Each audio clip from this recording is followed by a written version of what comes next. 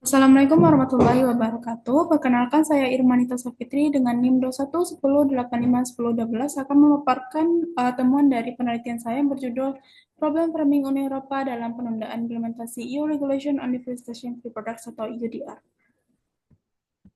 Dimulai dengan latar belakang mengapa saya mengambil topik ini, bahwa menurut laporan dari Organisasi Pertanian dan Pangan PBB bahwa pada rentang tahun 1990 sampai 2020 telah terjadi deforestasi pada lahan 420 juta hektar, yakni lebih besar daripada wilayah Uni Eropa. Selanjutnya, laporan dari UN Environment Program bahwa deforestasi dan degradasi telah menyumbang sebesar 11% gas emisi rumah kaca yang menjadikannya sebagai kontributor terbesar kedua setelah bahan bakar fosil. Uni Eropa sendiri dikenal sebagai aktor yang mempromosikan solusi-solusi terhadap perubahan iklim. Nah, Uni Eropa sendiri telah berkontribusi terhadap deforestasi sebanyak 10% dari deforestasi global, menjadikannya sebagai penyumbang kedua terbesar melalui impornya.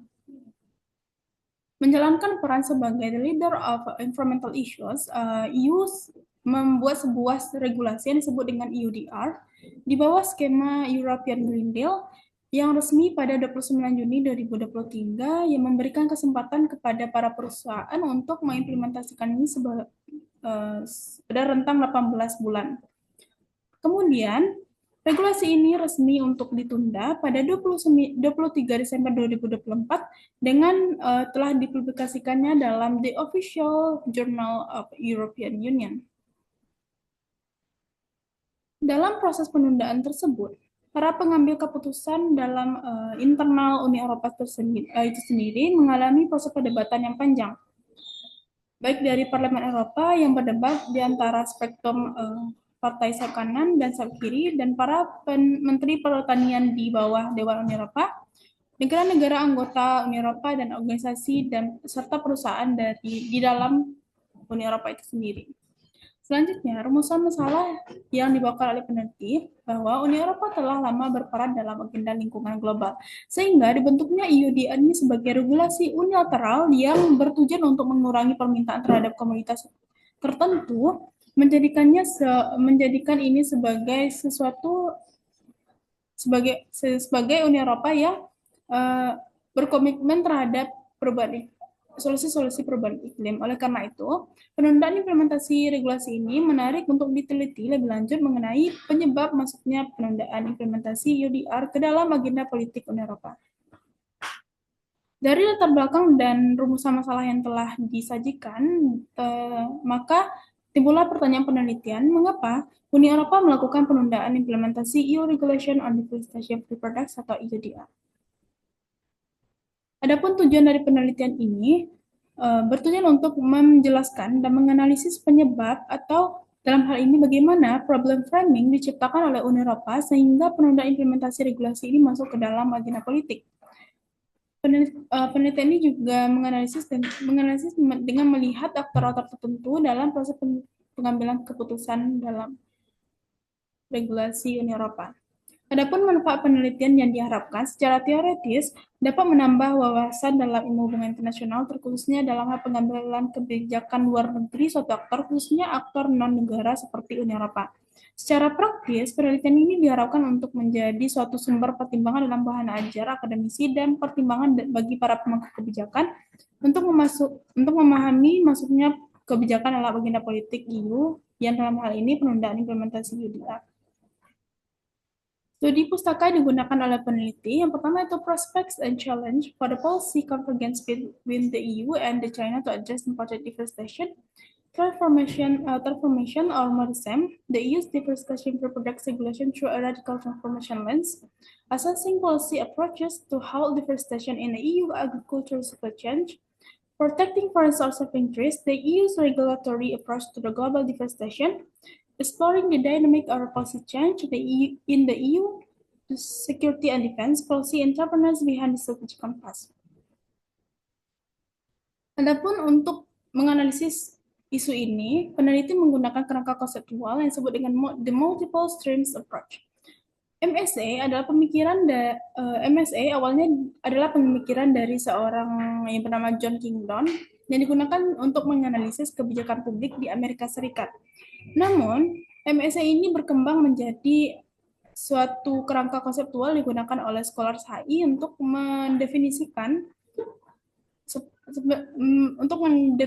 suatu permasalahan.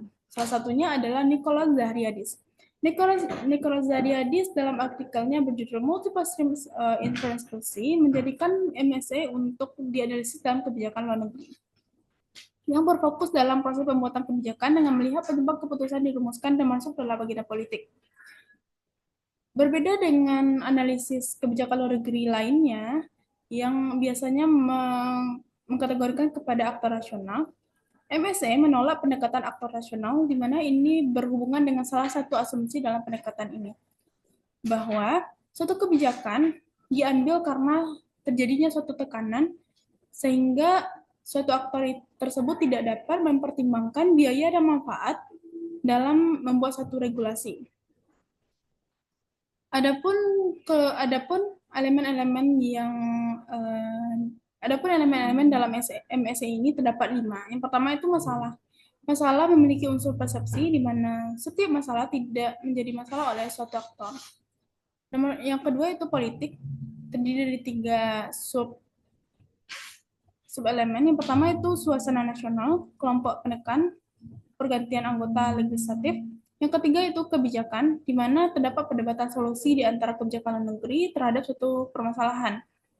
Yang keempat yaitu jendela kebijakan. Jendela kebijakan adalah suatu titik di mana terbukanya kesempatan bagi perubahan atau penetapan suatu regulasi dalam aktor tersebut. Yang kelima itu agensi atau di sini policy entrepreneurs, di mana ini adalah terdiri dari pihak-pihak yang menghubungkan ketiga aliran masalah politik kebijakan untuk menjadi kebijakan luar negeri.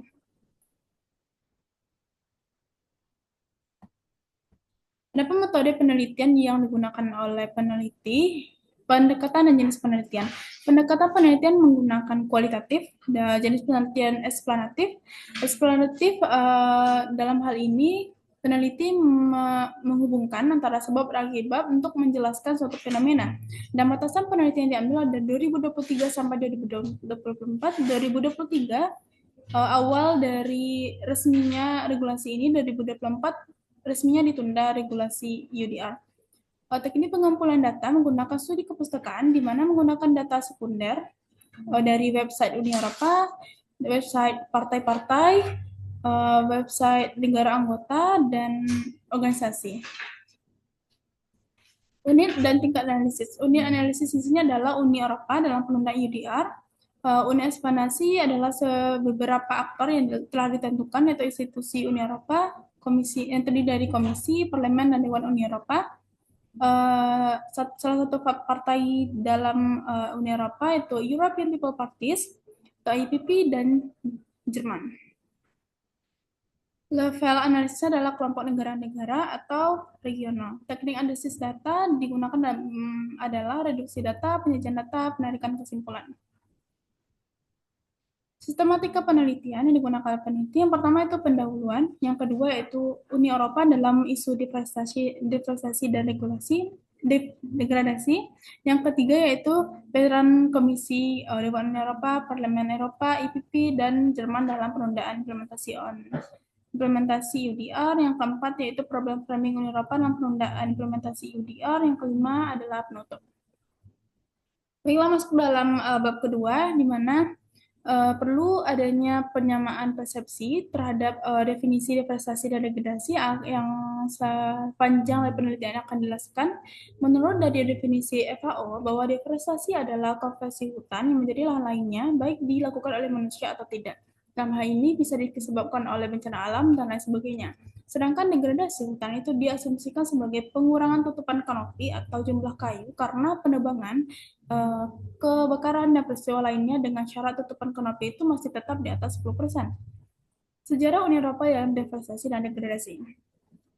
Uni Eropa telah menjadi kontribusi deforestasi pada masa lalu, khususnya ketika masa Renaissance pada abad ke-15 sampai dengan 16 ketika populasi di Uni Eropa meningkat dan terjadinya kegiatan ekonomi yang masif.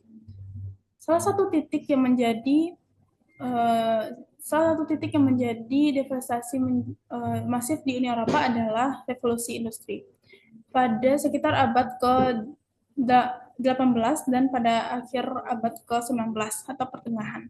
Dapat dilihat pada peta yang telah disajikan. Dan pada tahun 2005 sampai dibandingkan dengan 2020, tutupan hutan di Eropa, khususnya di wilayah-wilayah Uni Eropa, itu telah sangat menipis. Kehilangan pohon dan fungsi hutan akibat deforestasi dan degradasi hutan itu dapat mengakibatkan banyak dampak untuk kehidupan di bumi.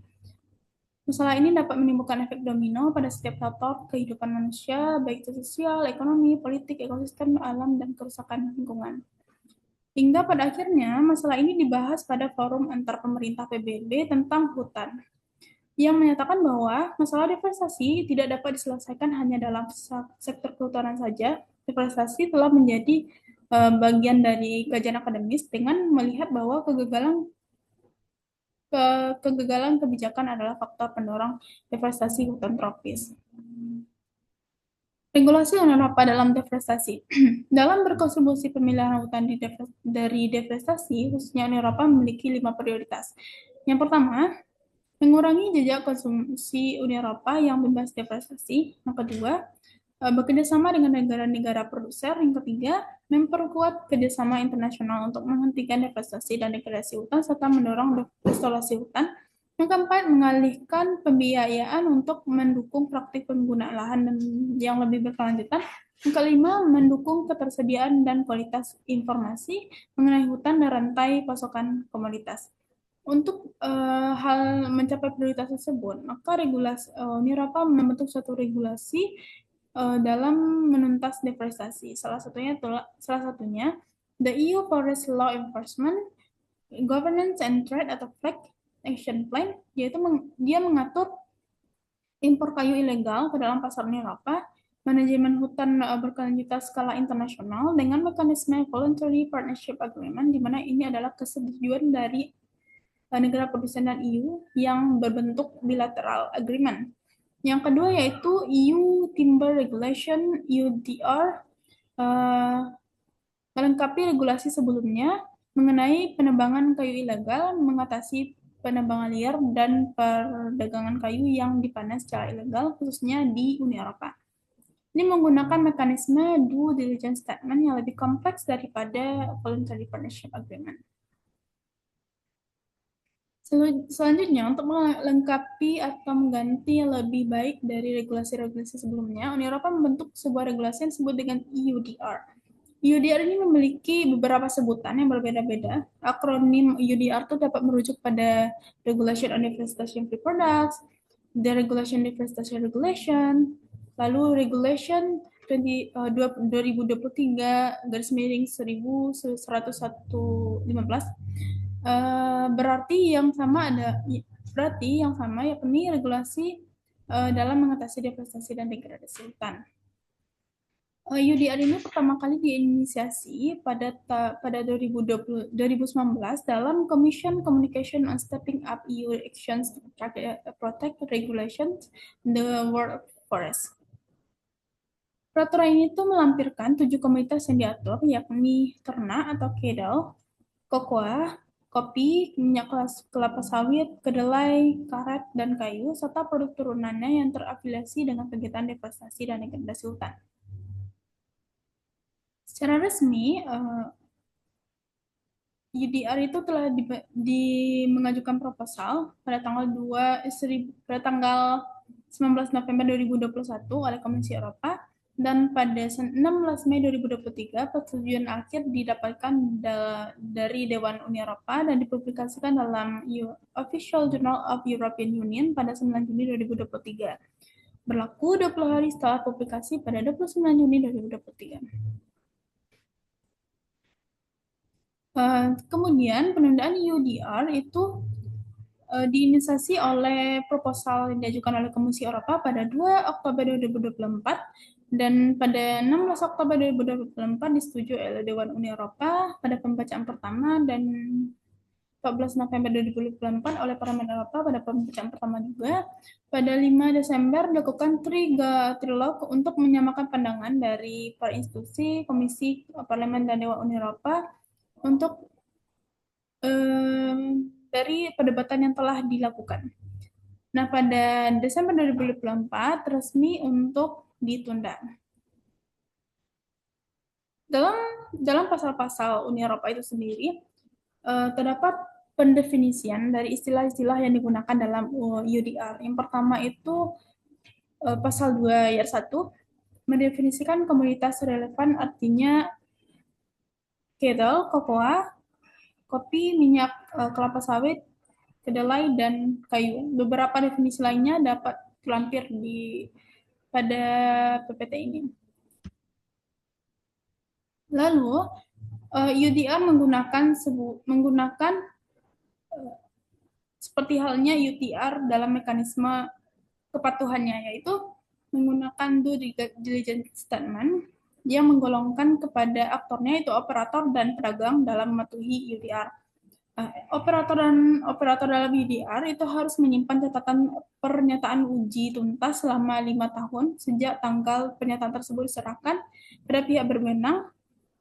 Dan bagi operator yang berasal dari Small and Medium Enterprises atau MSE itu tidak diwajibkan untuk melakukan uji tuntas, tapi dia diwajibkan untuk menyimpan nomor referensi. Begitu juga dengan pedagang, bahwa pedagang yang non-MSE itu diwajibkan seperti operator, dan yang MSE tidak diwajibkan untuk melakukan uji tuntas. Kemudian terdapat hukuman yang atas ketidakpatuhan dari UDR. Yang pertama yaitu dikenakan denda sekurang-kurangnya 4% dari total omset tahunan operator dan pedagang, penyitaan produk terhadap operator, dan penyitaan pendapatan yang diperoleh oleh operator atau pedagang dari transaksi produk yang bersangkutan. Selanjutnya itu amandemen akhir dari UDR. Amandemen akhir ini dapat disimpulkan bahwa pada implementasi dilakukan penundaan baik dari regulasi itu sendiri maupun regulasi lainnya yang bersangkutan dengan UDR.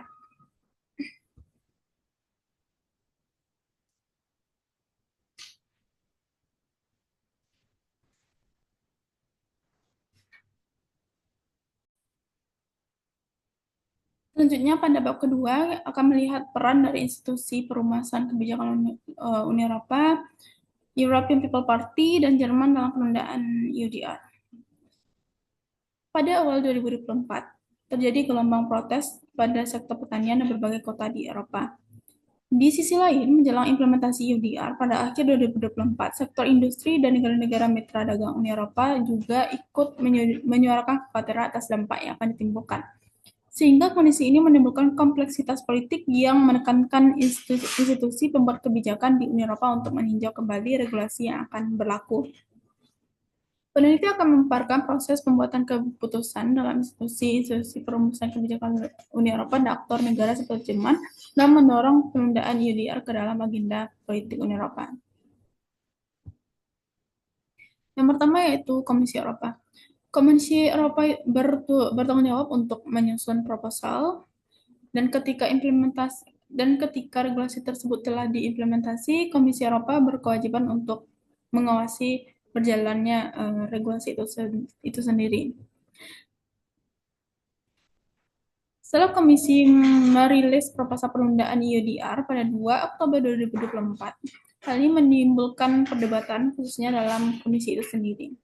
Terdapat beberapa komisioner dalam portofolio berbeda memandang penundaan ini. Misalnya dalam tabel yang telah disajikan, Menteri dengan portofolio Environment, Ocean, dan Fisheries dari Partai Hijau, dia menentang kuat penundaan, bahwa penundaan hanya akan mengurangi Uni Eropa dalam pandangan global terhadap aktor yang mempromosikan solusi terhadap perubahan iklim. Berlain dengan menteri yang memegang portofolio agrikultur bahwa dia mendukung penundaan secara penuh yang berasal dari partai ECR. Yang kedua yaitu Dewan Uni Eropa. Dewan Uni Eropa berperan sebagai kunci pengambilan keputusan Uni Eropa bersama dengan parlemen. Dia telah melakukan voting terhadap regulasi UDR dengan hasil bahwa 27 negara anggota sepakat untuk menunda kebijakan. Yang ketiga itu Parlemen Eropa, di mana Parlemen Eropa memiliki peran dan wewenang terhadap Badan Pembuat Hukum Uni Eropa bersama-sama dengan Dewan Uni Eropa, di mana dia adalah satu-satunya badan di Uni Eropa yang dipilih langsung oleh rakyat melalui pemilihan umum. Parlemen terakhir berganti kedudukan dalam pemilu yang dilaksanakan pada 6 sampai 9 Juni 2024, di mana anggota parlemen itu baru resmi setelah sidang pleno pertama ke-10 Uni Eropa tanggal 16 Juni 2024. Dalam Parlemen Eropa terdapat satu partai yang mendominasi jalannya suatu kebijakan yang disebut dengan European People Party atau singkat EPP. EPP berhasil mempertahankan dominasi grupnya sejak 1990 hingga pada pemilu 2024 lalu. European People Party itu adalah sebuah partai dengan spektrum ideologi kanan tengah yang terdiri dari 82 partai tersebar di negara-negara Uni Eropa. PPP sebagai kelompok partai dominasi dapat memilih untuk membentuk kerjasama dengan kelompok progresif liberal atau seperti partai-partai hijau atau konservatif otoriter, di mana partai-partai ini digolongkan sebagai partai sayap kiri dengan radikal kanan. Dalam topik lingkungan, IPP mendapatkan komentar dari koalisi pada periode sebelumnya, yakni kelompok sentris dan kiri tengah, karena bergabung dengan partai sayap kanan untuk melemahkan peraturan anti-deforestasi yang menjadi bagian utama dari European Green Deal. Pada gambar yang telah disajikan, terdapat perubahan dari jumlah kursi dalam Partai Eropa yang memperlihatkan bahwa partai-partai sayap kanan muncul dalam lebih banyak daripada periode sebelumnya. Salah satunya itu kelompok ECR dan PFE, di mana ini adalah Party for European dan Partai Reformis, dan beberapa dari kelompok liberal Renew mendukung EPP dalam amandemen penting regulasi UDR yang digunakan EPP sebagai dukungan mencapai tujuan mengurangi beban administratif bagi negara-negara di Eropa. Yang keempat yaitu Jerman. Jerman adalah memiliki peran signifikan dalam mempengaruhi kebijakan dalam tingkat supranasional. Hal ini berkaitan dengan konsensus internal Jerman, lobbying Jerman, dan sumber daya yang dimiliki pada tingkat Uni Eropa. Beberapa hal yang menjadikan peneliti menggunakan Jerman sebagai salah satu aktor. Yang pertama itu Jerman adalah negara dengan populasi terbesar dalam keanggotaan Uni Eropa. Ia juga adalah masuk di dalam The Big Three sebelum Brexit atau Britain exit bersama dengan Prancis. Nah, dari catatan sejarah, Jerman itu menjadi negara terbuka terhadap penguatan peran Uni Eropa dan urusan kebijakan luar negeri. Jerman juga menjadi dominan daripada Prancis karena beberapa hal yang terjadi pada periode-periode sebelumnya. Dan Jerman adalah negara dengan kepala pemerintahan pertama yang mendukung penundaan secara langsung. Ia memiliki akses langsung kepada Presiden Komisi, yaitu Ursula von der Leyen, juga menyampaikan surat dari asosiasi-asosiasi percetakan di dalam negara Jerman itu sendiri, dan kesamaan pola keberhasilan Jerman mempengaruhi Uni Eropa di tingkat supranasional dengan kasus regulasi lingkungan sebelumnya. Masuk ke dalam analisis dari penelitian ini, Dalam menganalisis penundaan UDR, peneliti akan menguraikan dan melakukan analisis kelima elemen dalam kebijakan luar negeri yang dirumuskan oleh Nicholas Dariadis, yakni masalah politik dan kebijakan. Pertama, problem stream melihat permasalahan yang menjadi perhatian dari aktor-aktor yang memegang kekuasaan atas perubahan kebijakan.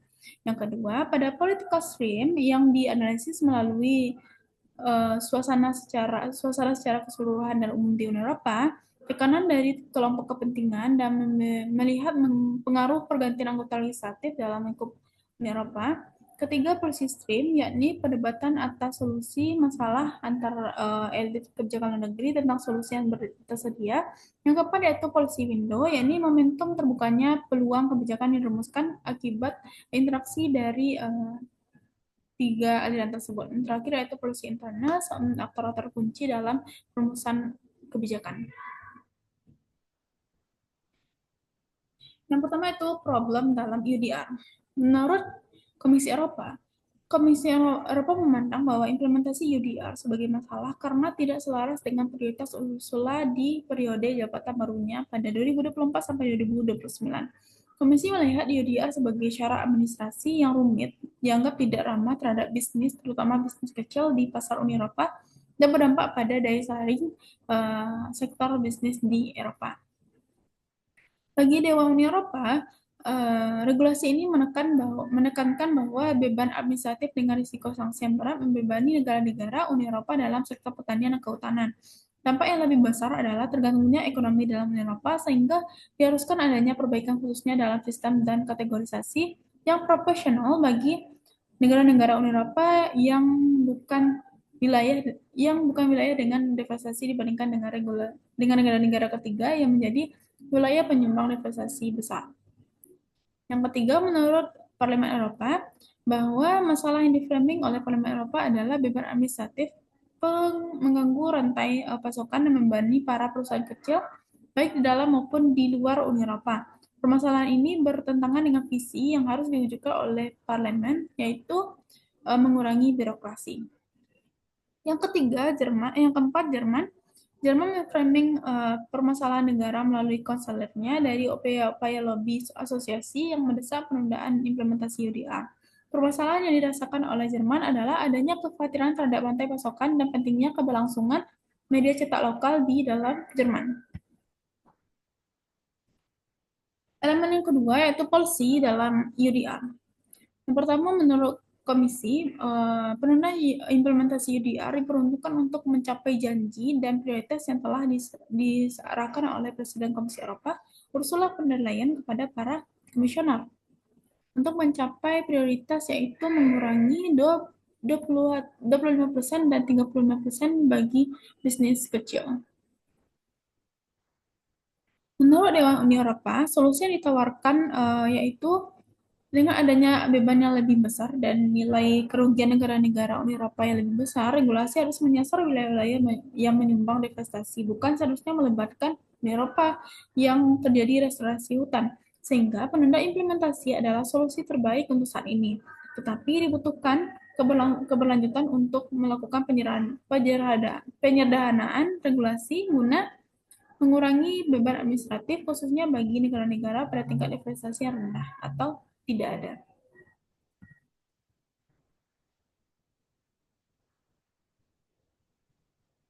Menurut Parlemen Eropa, dalam melihat dinamika arah kebijakan dan proses pembuatan kebijakan dalam parlemen ini, kepentingan IPP itu mendominasi. Hal ini terlihat dari bagaimana IPP membentuk koalisi yang cenderung kepada partai spektrum sayap kanan dalam proses pemungutan suara di parlemen, dan selain itu, kepentingan IPP untuk mencapai tujuan dan janjinya kepada para petani dalam mengurangi beban administrasi di dalam Uni Eropa mengarahkannya untuk mendukung penundaan. Walaupun sedikit diantaranya melihat petani kecil di luar Uni Eropa, parlemen sebagai representatif dari EU itu secara ideal adalah institusi yang berfokus pada kepentingan suara rakyat.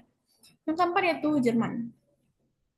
Menjadi menjadi perantara bagi para lobby kelompok asosiasi di Jerman, konselir Olaf Scholz itu mendukung penundaan. Konselir menawarkan regulasi harus lebih praktis dan dalam artian bahwa beban administratif berupa risiko dan sanksi. Elemen yang ketiga itu politikal dalam UDR. Yang pertama, suasana nasional. Pada akhir 2023 hingga awal 2024, protes terhadap regulasi-regulasi lingkungan mengalami peningkatan signifikan seperti yang terlihat pada gambar yang telah disediakan. Hal ini karena regulasi-regulasi tersebut merugikan para petani hiu. Protes menyebar hampir di seluruh wilayah Uni Eropa. Setiap negara anggota memiliki persoalan masing-masing terhadap regulasi pertanian. Misalnya Bulgaria dan Polandia menghadapi tekanan atas persaingan yang tidak proporsional dari komoditas pertanian impor Ukraina. Jerman dengan penggantian subsidi lahan bakar. Belanda dan Belgia regulasi untuk mengurangi emisi nitrogen dari peternakan. Spanyol, Prancis, dan Yunani itu peningkatan biaya akibat kekeringan dan regulasi pembatasan penggunaan air pertanian. Belgia dan Prancis memiliki masalah dalam kompetisi tidak profesional dalam perjanjian perdagangan EU-Mercosur. Yang kedua itu kelompok penekan. Pada tanggal 28 Maret 2024, ketika eskalasi protes belum pada skala aman, sebuah surat lintas komoditas industri ditujukan kepada Zakia Khattabi yang menyerukan klarifikasi mendesak dan solusi yang dapat diterapkan pada implementasi UDR. Surat ini ditandatangani oleh koalisi lebih dari 20 organisasi industri Eropa yang mencakup banyak bidang pertanian, termasuk perwakilan dari perdagangan makanan sereal, minyak, beras, ternak, daging, dan sektor lainnya. Pada 25 September 2024, sebanyak 28 organisasi mewakili produsen primer dan berbagai industri di Eropa untuk mendesak penundaan implementasi UDR. Asosiasi-asosiasi yang tidak berasal dari sektor bersangkutan juga ikut menekan Uni Eropa untuk melakukan penundaan seperti Asosiasi Media Cetak di Jerman. Yang ketiga itu adanya pergantian anggota legislatif. Pada 6 sampai 9 Juni 2024 terjadi pemilihan umum untuk anggota Parlemen Eropa baru. Banyak hasil negara anggota yang dimenangkan oleh Partai Sayap Kanan. Di Prancis, Partai Renaissance yang dikalahkan oleh Partai Rassemblement National yang beraliran kanan. Di Jerman, Partai Sosial Demokrat adalah partai dari Kanselir Olaf yang berada posisi ketiga di bawah dari alternatif untuk Jerman. Kebangkitan partai sayap kanan di beberapa kursi di tingkat Parlemen Eropa dan EPP dalam hal ini lebih cenderung membentuk koalisi ke arah spektrum kanan. Hal ini termasuk bagaimana EPP menilai suatu regulasi di dalam Uni Eropa. Dalam penundaan UDR, anggota EPP banyak menilai bahwa regulasi UDR menekan dan membebani para petani, khususnya petani kecil, seperti framing masalah yang telah dibahas sebelumnya. Pada 18 Juni 2024, Ursula von der Leyen diusung oleh PP itu memenangkan posisi Presiden Komisi Uni Eropa untuk kedua kalinya. Komisi baru ini menimbulkan prioritas baru, yaitu mengurangi beban birokrasi bagi bisnis di Uni Eropa, khususnya bisnis kecil. Untuk menjalankan prioritas-prioritas tersebut, ia membentuk struktur komisional baru. Perubahan yang paling signifikan adalah tidak adanya Executive Vice President portofolio European Green Deal ditambah kandidat dari Partai Hijau untuk periode 2024 sampai 2029 tidak masuk dalam struktur komisioner. Elemen yang keempat yaitu policy window, di mana titik dari implementasi penundaan ini masuk ke dalam agenda politik.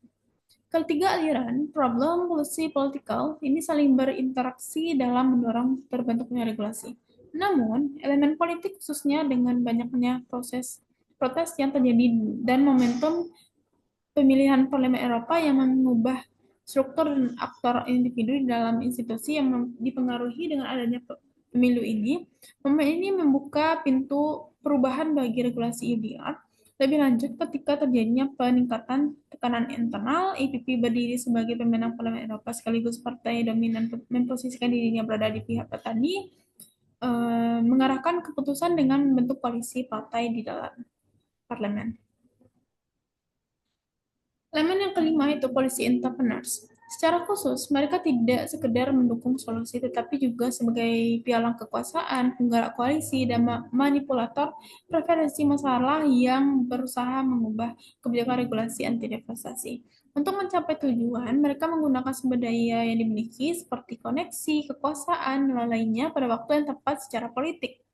Berdasarkan aktor-aktor yang telah dijelaskan, yang diduga kuat oleh peneliti sebagai policy entrepreneurs, melihat peneliti menemukan hasil yang spesifik, yakni European People Party sebagai kelompok partai terbesar dalam Parlemen Eropa, memainkan peran sentral dalam membentuk koalisi lintas partai untuk mendorong pemungutan suara dan mendukung penundaan implementasi UDR.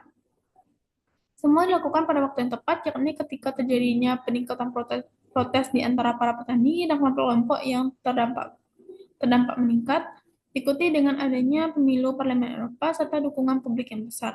Jerman sendiri memiliki akses terhadap komisi melalui kanselir, tetapi hanya terbatas pada diskusi dan negosiasi dengan komisi. Masuk kepada bab terakhir yaitu penutup, bahwa dari pertanyaan penelitian dapat disimpulkan bahwa penyebab penundaan implementasi terjadi karena terbukanya polisi window melalui aliran politik dengan adanya pemilu Parlemen Eropa 2024 dalam meningkatkan protes dan tekanan petani serta pelaku usaha kecil terhadap regulasi lingkungan, mendorong para pembuat kebijakan untuk memikir ulang masalah, yakni prioritas pengurangan beban birokrasi untuk meningkatkan daya saing negara-negara anggota Uni Eropa yang dikonsolidasi ketika terjadi perubahan terhadap struktur internal Parlemen dan Komisi Eropa. Berapa saran yang diberikan oleh peneliti? Peneliti merekomendasikan agar penelitian selanjutnya mengkaji isu penundaan implementasi EDR dari sudut pandang lain. Salah satu topik yang disarankan adalah mengkaji pengaruh tekanan internasional terhadap pengambilan keputusan di dalam Uni Eropa, termasuk fokus pada tekanan negara mitra dagang, lembaga internasional, atau koalisi negara berkembang dalam mempengaruhi proses legislasi di Uni Eropa. Selain itu, penting pula untuk menelusuri ketidakberhasilan Uni Eropa dalam mendorong negara-negara emiter untuk mengadopsi regulasi serupa dalam upaya mengurangi atau memberantas deforestasi global. Sekian dari paparan temuan penelitian saya. Saya ucapkan terima kasih. Assalamualaikum warahmatullahi wabarakatuh.